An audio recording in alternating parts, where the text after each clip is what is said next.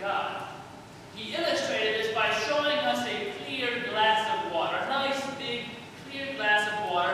That represented God, pure and clear and perfect. And to demonstrate our sin, take a little eyedropper of red food coloring and drop in just one small drop of red food coloring. And what happens? The whole glass takes on that red tint, and it becomes contaminated, impure. To show us how our sin, that one drop, ruined that clear glass of water. Now, I was in high school at that point, and I bought into all of that, but you are all wiser than I was. What problems jump out at you with that whole analogy? I consider myself a little wiser now, and I thought maybe only the young life leaders talk that way because they had never really been theologically trained, so they went into the popular culture way of talking about sin and the cross, the whole penal substitution model and everything. But over Christmas, when I went home, I went to a Presbyterian church, and the minister there talked very similarly. Before the call to confession, he said, God can't look upon us and our sin. God can't be in relationship with us and our sin. And therefore we must confess it and all these things. And my ears really perked up. God can't look upon us and our sin. God can't have a relationship with us because of our sin. Later that day, even my mother mentioned she found a problem with that. Do you find any problem with that? Now, our high school youth are more receptive than I was in high school. I brought this dilemma to them and asked why it was a problem and why it was wrong. And they're smart, Dalton and Micah. They were able to recognize one of the fundamental problems immediately. And it's fundamental to what our whole Lenten series of knowing God and Jesus Christ is about.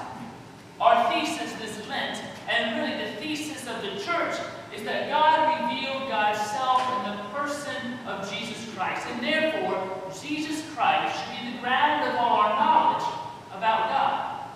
Think back to January when we spoke of general and special revelation, that we know what we know about God because of Jesus.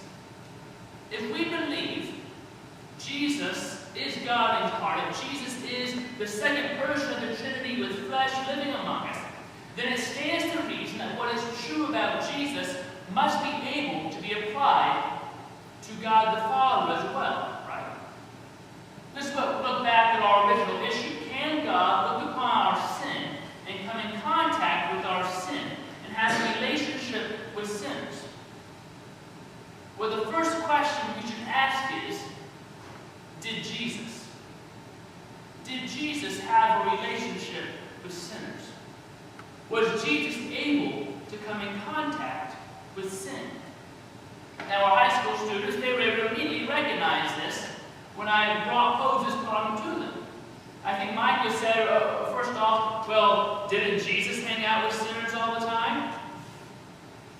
Good point. We only have to look back at our gospel text today. Jesus ate with sinners. There's your answer. But we know more of the story than that, don't we? Jesus touched unclean people all the time.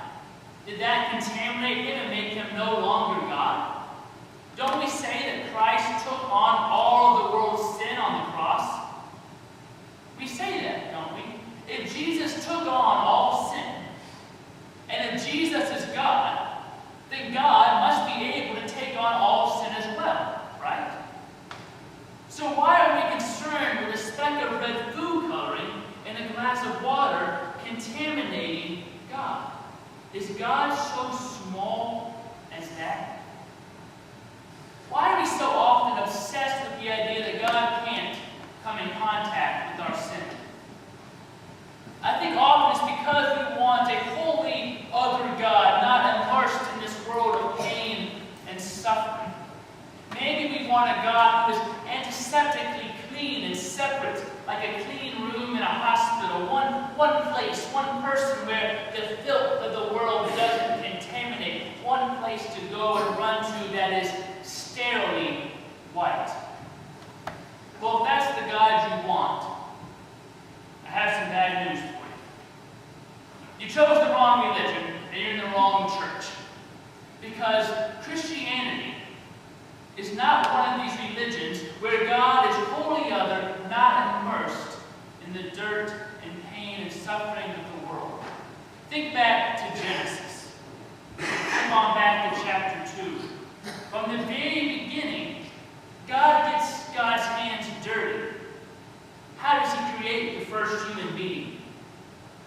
He sticks his hands down into the mud and molds it out of the dust and dirt and mud of the earth. From the very beginning, God gets God's hands dirty. He doesn't stand far off and say, okay, I'm going to create some of this, but it might be a little dirty. I don't want to get involved in all that. Just wash my hands. I want to keep them clean. No, from the very beginning, God gets involved in the world. God forms relationships early on with sinful people. Think back to all those stories in Genesis of Abraham and Jacob. We talked about Jacob in our supper study. Jacob, not necessarily the perfect person, often was a trickster, definitely had his own issues, but that didn't stop God from calling Jacob and creating a relationship with Jacob. Same thing with Abraham. Abraham was far from perfect, but God came down and made a covenant with Abraham. God gets involved in the life of a sinful world.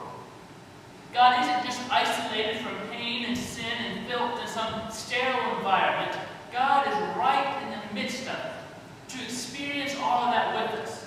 The pain, the evil, the lies, the deceit, but also the joy, the celebration, the acts of love and kindness.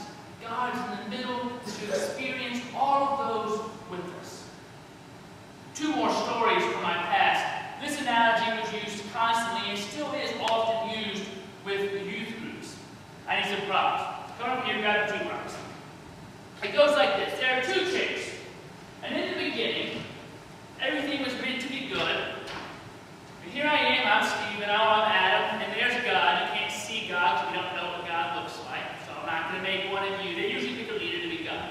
Here's God, here's me. We're having tea, it's nice and everything. But we decide to sin, and so we turn our chair away. And now our backs are to God. We can all agree with that, right? We all have turned our backs on God. We want to go our own way, do our own thing. But here's where it gets tricky. At this point, they then say, because we have turned our back on God, and because we have sinned, God must turn his back on us. And then they would wheel in a big wall, which is sin, which separates us from God. God turns his back, and now we have a barrier of sin between us. And this is to illustrate how our sin affects us and God. Now we remember the story of Israel, right? They screwed up a whole bunch. They worshiped other gods.